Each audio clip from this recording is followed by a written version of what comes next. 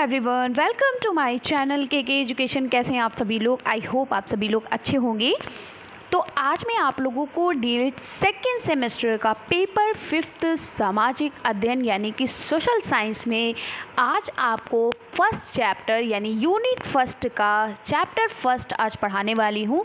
जानते हैं जैसा कि आप सभी लोग, क्योंकि आपने कल की वीडियो ज़रूर देखी होगी, उम्मीद है कि आपने कल की वीडियो देखी होगी और उस वीडियो में मैंने आपको पूरा सिलेबस बताया हुआ है आपके सामाजिक अध्ययन विषय का कि कौन कौन से टॉपिक्स आपको पढ़ने हैं, कौन से टॉपिक बहुत इंपॉर्टेंट है। इस तरीके से सारी चीज़ें मैंने डिटेल में वहाँ पर बताई है।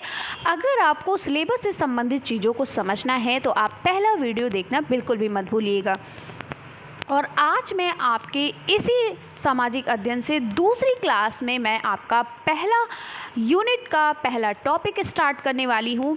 तो पहला आपका जो चैप्टर है उस टॉपिक का जो आपकी यूनिट है उसका नाम है भारत में प्रथम साम्राज्य की स्थापना। यानी सबसे पहले भारत में सबसे पहले साम्राज्य की स्थापना कब हुई, यानी foundation of first empire in India, इसके बारे में बताने वाली हूँ। और इसमें मौर्य वंश के बारे में आज मैं आपको बताऊंगी कि मौर्य वंश कब चालू हुआ, इसकी स्थापना कब हुई और इसमें क्या क्या चीज़ें आई, ठीक है, और इसमें क्या क्या चीज़ें बताई गई, सारी चीज़ें आज मौर्य वंश की पूरी क्लास यहाँ पर मैं आपको इस वीडियो में कवर कर दूँगी। तो चीज़ों को ध्यान से सुनते हुए चलिए, ध्यान से देखते हुए चलिए और इस टॉपिक को अच्छे से समझिए। तो चलिए वीडियो को शुरू करने से पहले अगर आप चैनल पर नए हैं तो चैनल को सब्सक्राइब कर लीजिएगा, साइड में बेल आइकन है प्रेस कर लीजिएगा और इसके साथ साथ वीडियो अच्छी लगी तो लाइक करिएगा। और अगर आपको कोई डाउट्स है तो आप कमेंट्स के माध्यम से आप चीज़ों को पूछ सकते हैं। पहले आप तो बिना स्किप के चीज़ों को समझें और अगर उसके बावजूद भी अगर कोई डाउट्स है तो आप उसको क्लियर कर सकते हैं, ठीक है।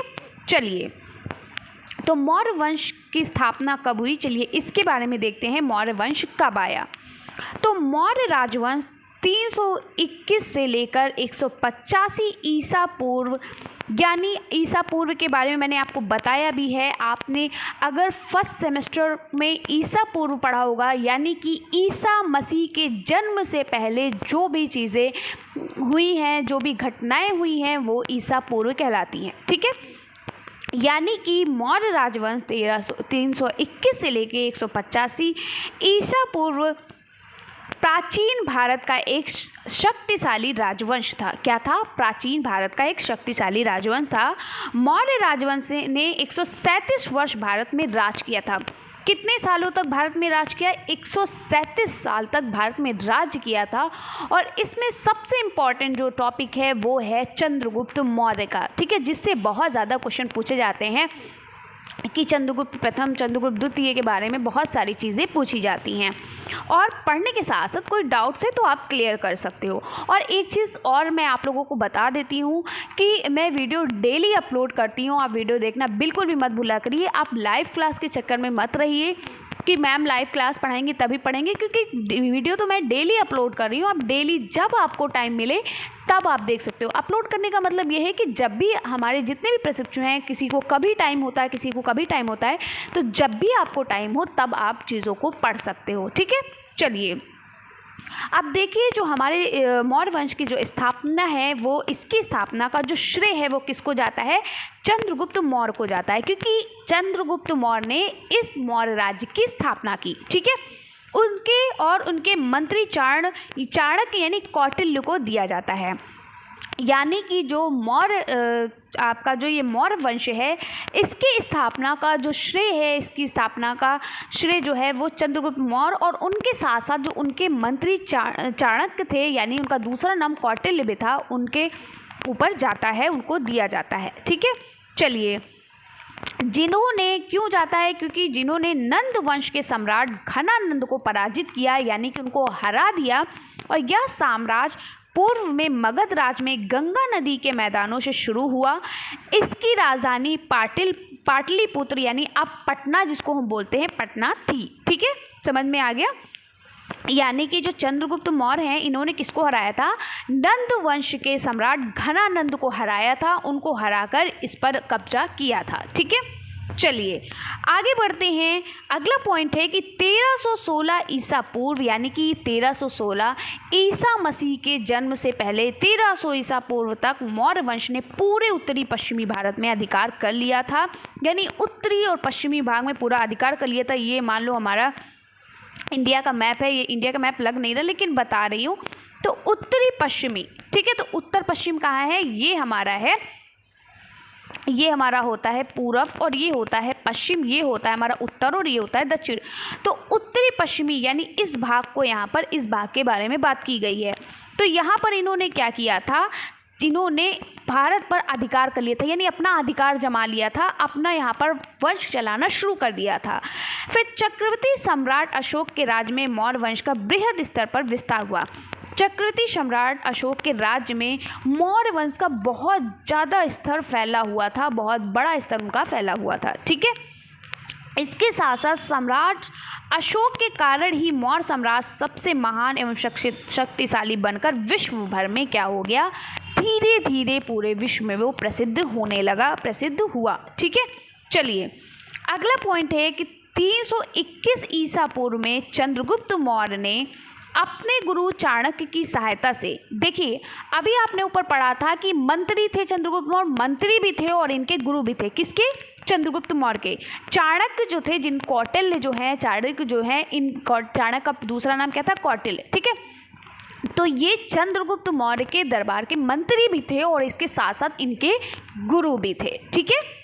तो इन्होंने अपने गुरुजी यानी अपने दरबार के मंत्री की सहायता से अंतिम नंद शासक घनानंद को युद्ध भूमि में पराजित कर मौर्य वंश की नींव डाली। यानी अंतिम शासक यानी नंद शासक के जो अंतिम शासक थे उनका नाम था घनानंद, और इन्होंने घनानंद से युद्ध करके क्या किया, उनको हरा करके मौर्य वंश की नींव डाली, यानी मौर्य वंश की स्थापना शुरू कर दी, ठीक है। चलिए अगला पॉइंट है, चंद्रगुप्त मौर्य ने नंदों को पराजित कर मौर्य साम्राज्य की स्थापना की और यह साम्राज्य गणतंत्र व्यवस्था पर राजतंत्र व्यवस्था की जीत थी। यानी गणतंत्र व्यवस्था, पहले ये आम जनता की तरह थे, उसके साथ बाद में इन्होंने राज करना शुरू कर दिया। इस कार्य में अर्थशास्त्र नामक पुस्तक द्वारा चाणक्य ने सहयोग किया कि विष्णुगुप्त और कौटिल्य उनके अन्य नाम हैं, ठीक है। चलिए तो आपने अभी तक क्या सीखा, पहले इतना हम पॉइंट पढ़ लेते हैं। हमने क्या सीखा, हमने ये सीखा कि जो चंद्रगुप्त मौर्य है यानी जो मौर्य वंश है वो कब तक चला, 321 ईस्वी से लेकर 185 ईसा पूर्व तक इन्होंने अपना राज किया, ठीक है। फिर क्या किया, चंद्रगुप्त मौर्य जो थे इन्होंने अपना राज किया और चंद्रगुप्त मौर्य ने ही नंद शासक जो था यानी जो नंद वंश के जो सम्राट हमारे जो घनानंद जी थे उनको हराकर अपना शासक चलाना शुरू कर दिया, अपने वंश को शुरू किया। हमने क्या पढ़ा कि चंद्रगुप्त मौर्य ने किससे जीतकर अपने आप को पराजित किया, तो चंद्रगुप्त मौर्य ने नंद वंश के घनानंद जी को हरा करके अपना वंश चालू किया, ठीक है। किसके साथ, इन्होंने चंद्रगुप्त मौर्य ने मौर्य वंश की स्थापना खुद, और चंद्रगुप्त मौर्य ने मौर्य वंश की स्थापना जो है किसके साथ की थी, अपने गुरु और अपने दरबार के मंत्री चाणक्य जिनका दूसरा नाम कौटिल्य है उनके साथ की थी, ठीक है। तो ये आपके जो बहुविकल्पी प्रश्न आते हैं उसमें ये आपके लिए बहुत इंपॉर्टेंट है, आपको चीज़ें याद हो जानी चाहिए, इसीलिए कहते हैं आप ध्यान से सुनिए, आपको पढ़ने की ज़रूरत नहीं पड़ेगी और सारी चीज़ें आपको आसान लगेगी अगर आप सिर्फ ध्यान से सुन लेते हो। क्योंकि मैं अक्सर चीज़ों को रिपीट करती रहती हूँ कि बाई चांस आप किसी भी चीज़ को भूल गए हो, नहीं समझ में आया हो, तो आपको वो समझ आ जाए, ठीक है। तो चीज़ों को समझते हुए चलिए। अब क्या यहाँ पर बताया है, यहाँ पर कहा है कि अगला पॉइंट है कि चंद्रगुप्त मौर्य के विशाल साम्राज्य यानी जो बहुत बड़ा साम्राज्य था उसमें काबुल, हेरात, गंधार, बलूचिस्तान, पंजाब, गंगा यमुना का मैदान, बिहार, बंगाल, गुजरात था। यानी उसके जो पूरे विशाल उसका जो साम्राज्य पूरे भर में फैला हुआ था ना, उसमें ये सारे लोग आते हैं, ठीक है।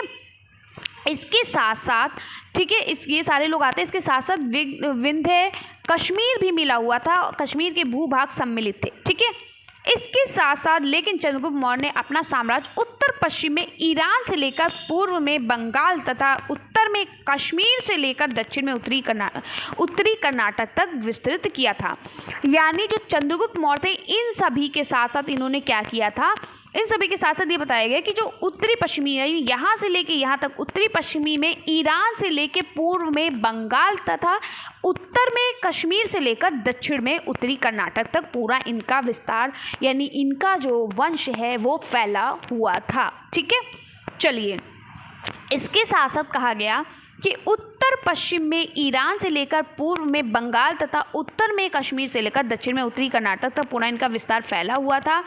और अगला पॉइंट है कि अंतिम समय में चंद्रगुप्त मौर्य जैन मुनि भद्रबाहु के साथ श्रवणबेलगोला चले गए और 298 ईसा पूर्व में उन्होंने संलेखना उपवास द्वारा चंद्रगुप्त मौर्य ने अपना शरीर त्याग दिया। फिर क्या हुआ, अपने अंतिम समय में ये कहाँ चले गए, आपसे पूछा जाएगा कि चंद्रगुप्त मौर्य जो है वो अपने अंतिम समय में कहाँ चले गए, तो श्रवणबेलगोला चले गए थे। किसके साथ गए थे, जैन मुनि भद्रबाहु के साथ गए थे। और कब गए थे, 298 ईसा पूर्व गए थे।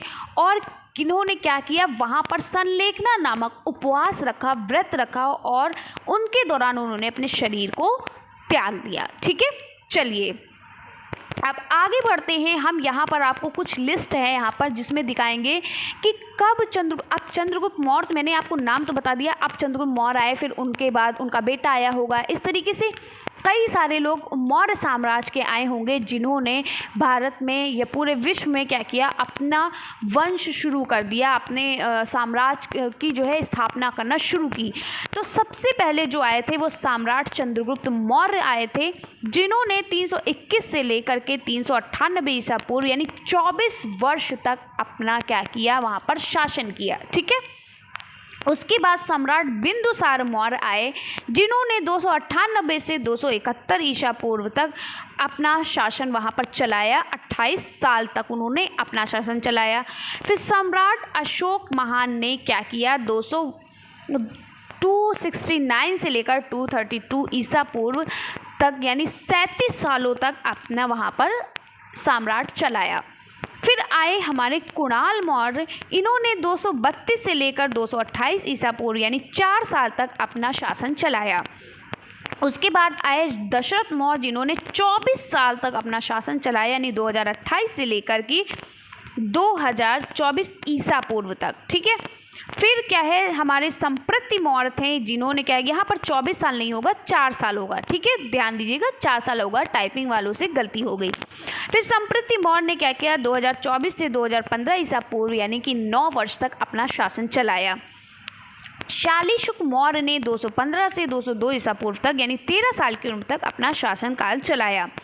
फिर कौन आए, देववर्मन मौर्य। आप सोच रहे होंगे कि मैम मुझे ये लिस्ट क्यों बता रही हैं, तो ये लिस्ट आपकी आती है आपके बहुविकल्पी प्रश्न में, कभी कभी ये पूछ लिया जाता है कि 2002 से लेकर 195 ईसा पूर्व यानी 7 वर्ष तक किसका शासनकाल रहा।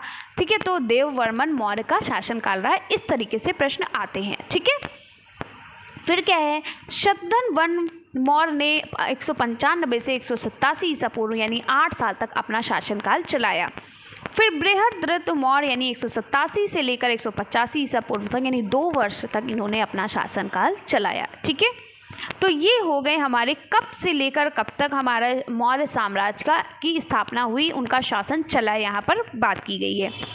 अब हम देख लेते हैं मौर्य इतिहास के कुछ स्रोत भी हैं, कुछ उनकी पहचान है, उनके बारे में हम देख लेते हैं। ठीक है, कुछ स्रोत मतलब होता है साधन। ठीक है, तो मौर्य इतिहास के क्या स्रोत हैं, चलिए देखते हैं। तो मौर्य इतिहास के बारे में 2 प्रकार के स्रोत उपलब्ध हैं। कौन कौन से, एक तो एक ऐतिहासिक था और दूसरा था आपका पुरातात्विक। एक था ऐतिहासिक, दूसरा था साहित्यिक और दूसरा था पुरातात्विक। ठीक है, तो साहित्यिक स्रोत में क्या था, कौटिल्य का अर्थशास्त्र लिखा गया, विशाखा दत्ता का मुद्रा राक्षस है, मैगस्थनीज की इंडिका पुस्तक दी गई, बौद्ध साहित्य और पुराण इसके बारे में यहाँ पर बताया गया है। ठीक है, और पुरातात्विक स्रोत में क्या है, अशोक के शिलालेख के बारे में यहाँ पर बात की गई है, अभिलेख के बारे में यानी अशोक के शिलालेख और अभिलेख के बारे में बात की गई है, वस्तुओं के अवशेष जैसे चांदी और तांबे के छेद किए हुए सिक्के यहाँ पर शामिल थे। ये सब चीज़ें यहाँ पर देखी गई। चलिए अब हम देखते हैं साहित्यिक स्तरों यानी कौटिल्य अर्थशास्त्र में साहित्यिक स्तरों जो है, इसमें जो कौटिल्य अर्थशास्त्र है इसके बारे में देखते हैं। तो जो कौटिल्य अर्थशास्त्र ये एक पुस्तक है, ठीक है। तो ये पुस्तक कौटिल्य यानी चाणक्य का दूसरा नाम के द्वारा राजनीति और शासन के बारे में लिखी गई। यानी कौटिल्य अर्थशास्त्र, कौटिल्य अर्थशास्त्र यानी जो हमारे चाणक्य थे उनका जो दूसरा नाम था कौटिल्य, उनके नाम पर ये पुस्तक लिखी गई थी, ठीक है। ये पुस्तक मौर्य काल के आर्थिक और राजनीतिक स्थिति के बारे में बताती है।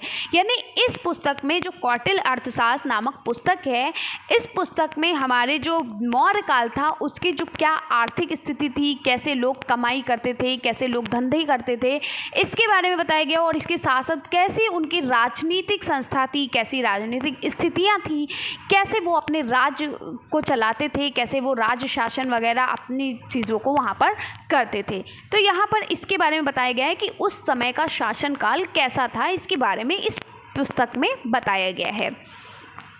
अगला है कौटिल्य चंद्रगुप्त मौर्य मौर्य वंश के संस्थापक का प्रधानमंत्री था।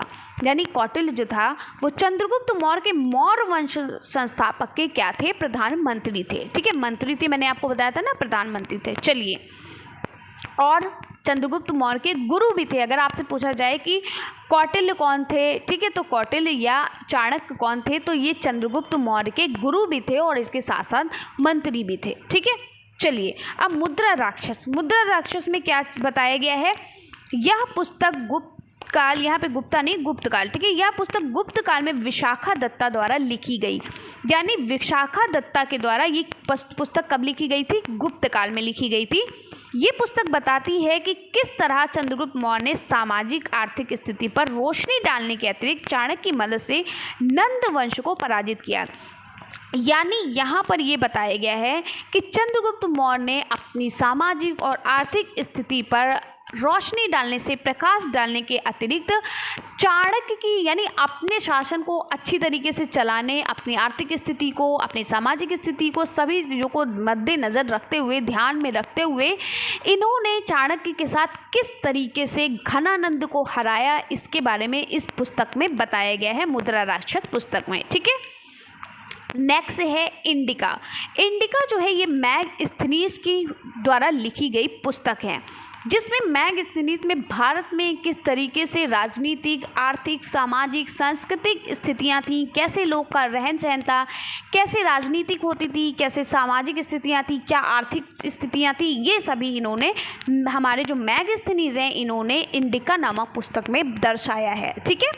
तो अगर आपके इस तरीके से आ जाए तो आप आराम से लिख सकते हो। मैंने अपनी भाषा में आपको डिटेल में बताया कि इंडिका मैगस्थनीज, मैगस्थनीज इस तरीके से लिखेंगे, मैगस्थनीज, ठीक है, इस तरीके से लिखोगे।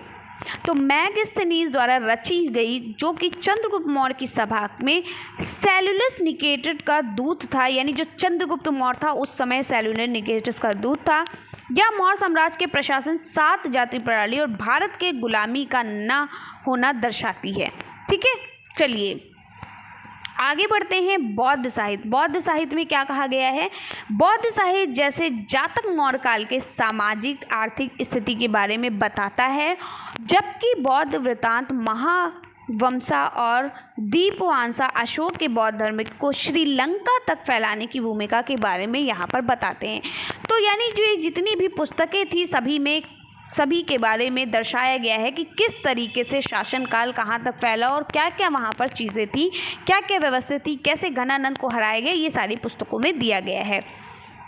अब पुराण के बारे में देखते हैं। तो पुराण मौर्य राजाओं और घटनाक्रमों की सूचना के बारे में बताते हैं।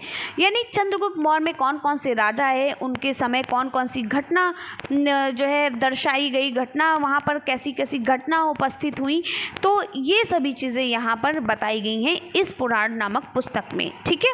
चलिए, अब पुरातात्विक स्रोत कौन कौन से थे हमारे मौर्य साम्राज्य के। तो अशोक के अभिलेख, मैंने पढ़ा था पुरातात्विक स्रोत में अशोक के अभिलेख हैं, ठीक है।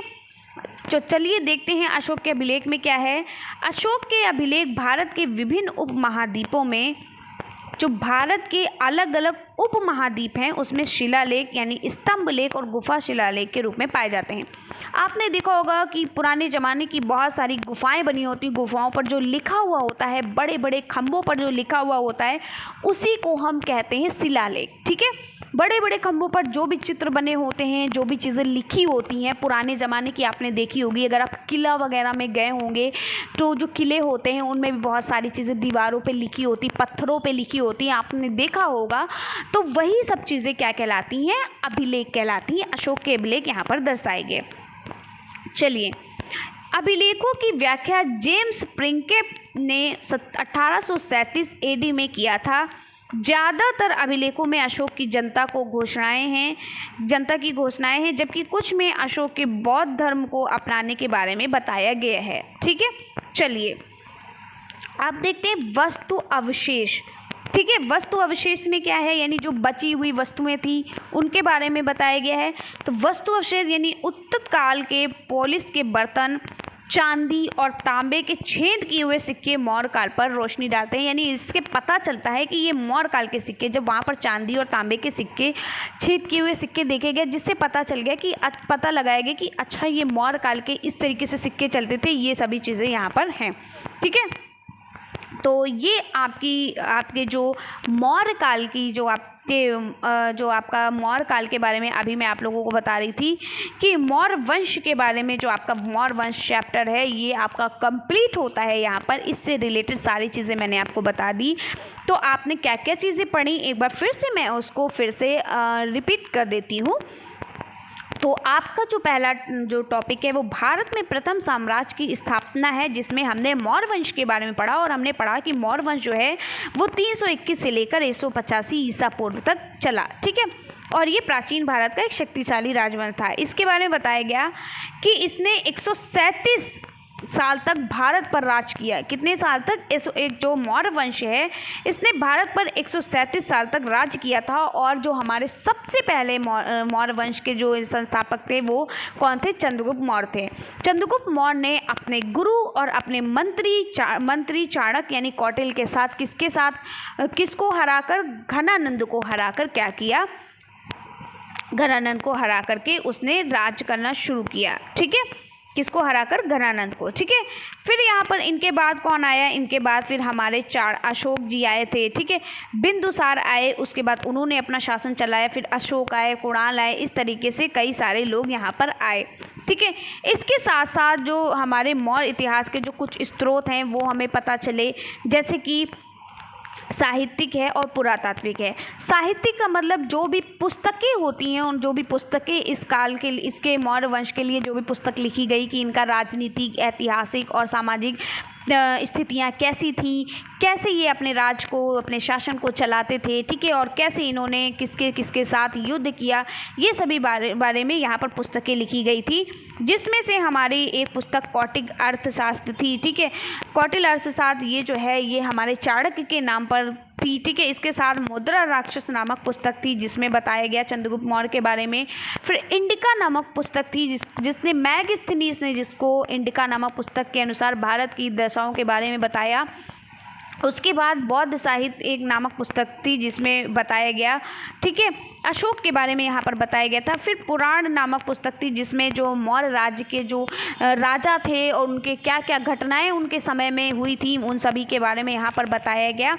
उसके साथ साथ पुरातात्विक स्रोत यानी कि साहित्यिक स्रोत में हम पुस्तकों के बारे में पढ़ते हैं जो उनके नाम पर पुस्तकें लिखी गई थी कि क्या क्या चीज़ें, क्या क्या घटना हुई मौर्य शासन काल में, वो सब लिखी गई। पुरातात्विक स्रोत का मतलब ये है कि कौन कौन से अभिलेख, कौन कौन सी वस्तुएं जो होती हैं उनके बारे में यहाँ पर बताया जाता है। तो अशोक के अभिलेख कौन कौन से थे, यानी जो हमारे पत्थर वगैरह पे या जो भी हमारे उपमहाद्वीप पे जो शिलालेख बनाए गए थे, यानी जो उपमहाद्वीप है उस पर जो भी चीज़ें लिखी गई थी, और स्तंभ यानी कि खंभों पर जो भी चीज़ें लिखी गई थी, गुफाओं में जो शिलालेख यानी जो भी चीज़ें बनाई गई थी उनके बारे में यहाँ पर दर्शाते हैं। वस्तु अवशेष यानी जो बर्तन वगैरह, चांदी, सोना, तांबा, जो भी चीज़ें मिली वहाँ पर, किस तरीके के चंद्रगुप्त मौर्य काल में किस तरीके के सिक्के चलते थे, कैसे बर्तन चलते थे, इन सभी के बारे में यहाँ पर दर्शाया गया है। तो कैसी लगी वीडियो कमेंट्स में ज़रूर बताइएगा। और पूरा पढ़ने के बाद अगर आपका कोई डाउट्स है तो नो प्रॉब्लम, आप अपने डाउट्स को क्लियर कर सकते हो। और आपको अच्छे से पता है कि आपकी ये जो मैम है ये आपके हर कमेंट्स का आंसर ज़रूर देती हैं, तो आप कमेंट्स करने में बिल्कुल भी मत झिझकिए। कोई भी चीज़ अगर आपको समझ में नहीं आई है कमेंट्स में लिखिए, आपको नेक्स्ट वीडियो में सबसे पहले उसको समझाया जाएगा, उसके बाद नेक्स्ट वीडियो स्टार्ट की जाएगी। तो इससे रिलेटेड क्वेश्चन कैसे आते हैं ये नेक्स्ट वीडियो में आपको पढ़ाऊंगी, उसके बाद अगला चैप्टर आपको पढ़ाया जाएगा, ताकि सोशल साइंस में आपकी रिवीजन भी साथ ही साथ होती चले। इससे ये भी पता चल जाएगा कि आपने कितनी प्रिपरेशन की है, चीज़ को सही से पढ़ा है कि नहीं, और आपको कितना आता है। तो कल की वीडियो में इसी का आपका क्वेश्चन आंसर आपको यहाँ पर कराए जाएंगे कि देखिए किस तरीके से मौर्य साम्राज्य के क्वेश्चन आपसे पूछे जाते हैं, चंद्रगुप्त मौर्य से रिलेटेड किस तरीके से क्वेश्चन पूछे जाते हैं। ठीक है, तो चलिए फिर मिलते हैं इसी तरीके से नेक्स्ट वीडियो में। Thanks for watching my video को पूरा देखने के लिए आपका बहुत बहुत धन्यवाद। अगर वीडियो अच्छी लगी तो लाइक करना मत भूलिएगा, सब्सक्राइब कर लीजिए और वीडियो को अपने दोस्तों में, अपने कॉलेज ग्रुप में, सभी में शेयर करिए, ताकि मुझे भी मोटिवेशन मिलता रहे। तो मिलते हैं इसी तरीके से नेक्स्ट वीडियो में। स्वस्थ रहें, प्रसन्न रहें। Bye bye, take care.